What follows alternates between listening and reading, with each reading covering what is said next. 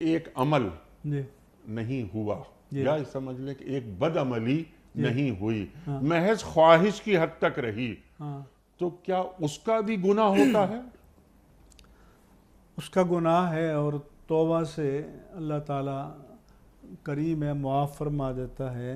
نہیں، اس بشر عمل سے گزرنے کے بعد بھی توبہ ہے، جی لیکن ہاں ایک آدمی صرف خواہش کرتا ہے، طرح طرح کی خواہشات ذہن میں آتی اس ہیں۔ پر بھی اللہ تعالیٰ سے توبہ کرنی چاہیے، اچھا کیونکہ یہ گناہ کے محرکات ہیں، مبادیات ہیں، اور وہ تو پھر آخری مرحلہ ہے۔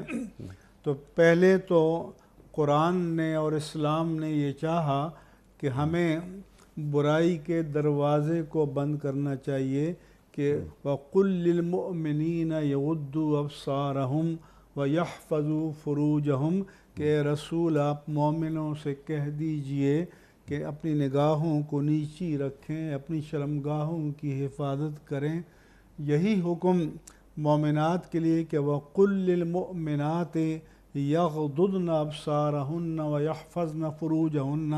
تو اس سے معلوم ہوا کہ جو محرکات بدی ہیں تو ان دروازوں کو بند کرنا، ان راہوں کو مسدود کرنا، ان روزنوں کو بند کرنا، یہ بھی مومن کی ذمہ داری ہے۔ سبحان اللہ، سبحان اللہ۔